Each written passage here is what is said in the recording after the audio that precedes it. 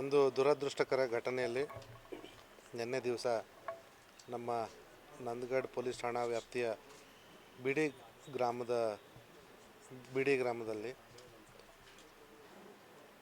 ಹಿರಿಯ ನಾಗರಿಕರು ವೃದ್ಧ ದಂಪತಿಗಳು DS ನಜರತ್ ಮತ್ತು ಅವರ ಪತ್ನಿಯಾದಂಥ ಫ್ಲಾವಿಯಾನಾ ಡಿ ನಜರತ್ ಇವರ ಶವಗಳು ನಮಗೆ ಅವ್ರ ಮನೆಯಲ್ಲಿ ದೊರೆತಿದ್ದು, ಮೇಲ್ನೋಟಕ್ಕೆ ಇದು ಆತ್ಮಹತ್ಯೆ ಪ್ರಕರಣ ಆಗಿ ಕಂಡುಬಂದಿದೆ. ಯಾಕಂದರೆ ಅಲ್ಲಿ ನಮಗೆ ಅವರ ಒಂದು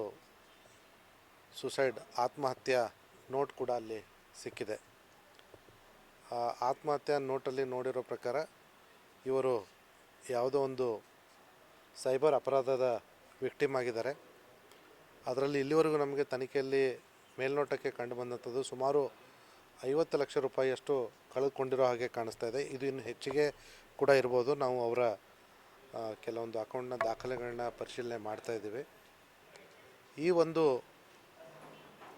ಸೈಬರ್ ಅಪರಾಧ ವಂಚನೆಗೆ ಒಳಗಾಗಿರೋದ್ರಿಂದ ಅವರು ಮನಸ್ಸಿಗೆ ಒಳಪಟ್ಟು ಹಲವಾರು ಬಾರಿ ಅವನು ಯಾರು ಇವರಿಗೆ ಮೋಸ ಮಾಡಿದನೋ ಅವರಿಗೆ ವಾಟ್ಸಪ್ಪಲ್ಲಿ ಕಾಲ್ ಮಾಡಿ, ವಾಟ್ಸಪ್ಪಲ್ಲಿ ವಿಡಿಯೋ ಕಾಲ್ ಮಾಡಿ ಅವರಿಗೆ ಸಂಪರ್ಕಿಸಲಿಕ್ಕೆ ಪ್ರಯತ್ನ ಮಾಡಿದ್ದಾರೆ.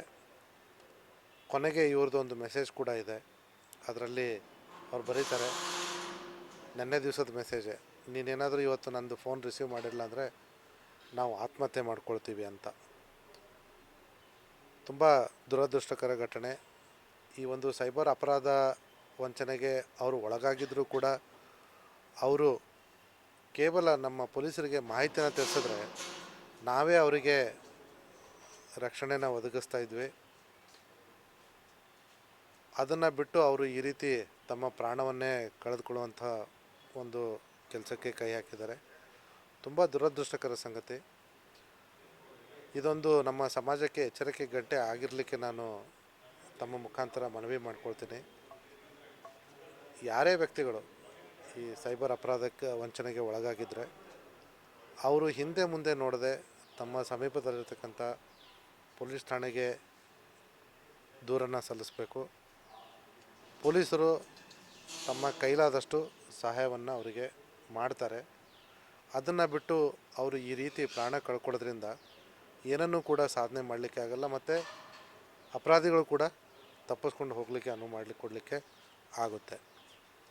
ಆದರೆ ಈ ಪ್ರಕರಣದಲ್ಲಿ ನಾವು ಈಗಾಗಲೇ ಅವರ ಸೂಸೈಡ್ ನೋಟ್ ಮೇಲೆ ಒಂದು ಸೈಬರ್ ಅಪರಾಧ IT ಆ್ಯಕ್ಟ್ ಅಡಿಯಲ್ಲಿ ಪ್ರಕರಣ ದಾಖಲು ಮಾಡ್ಕೊಂಡಿದ್ದೀವಿ.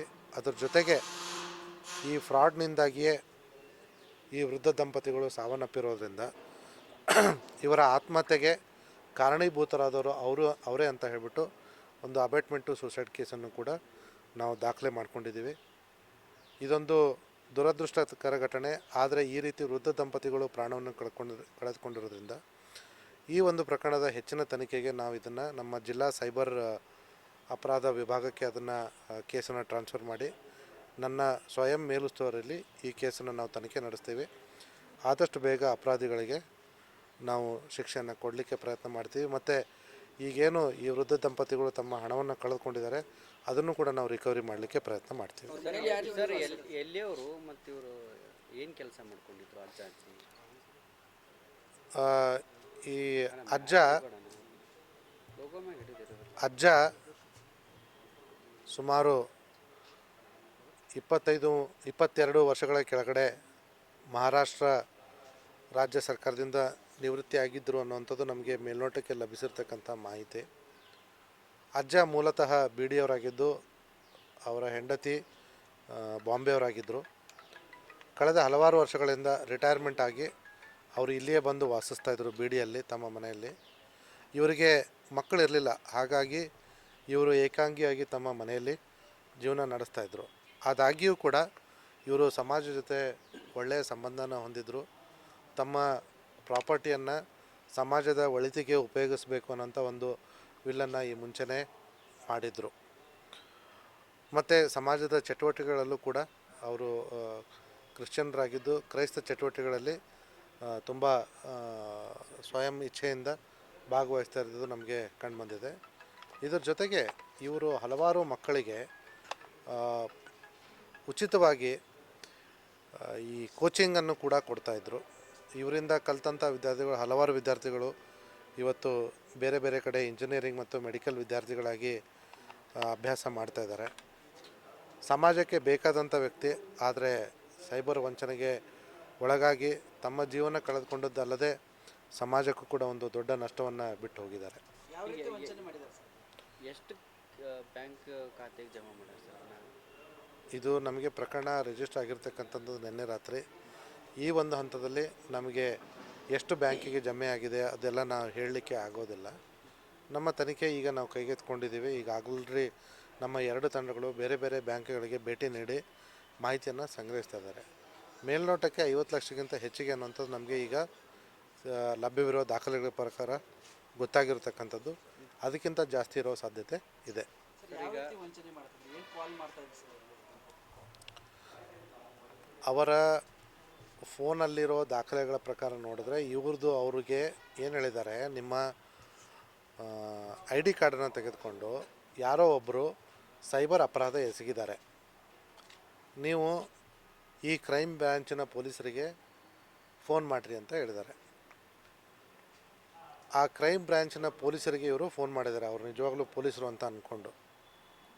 ಇದು ಡೆಲ್ಲಿಯಲ್ಲಿ ಆಗಿರೋದು ಅನ್ನೋಂಥದ್ದನ್ನು ಅವರಿಗೆ ನಂಬಿಸಿರತಕ್ಕಂಥ ಮಾತು.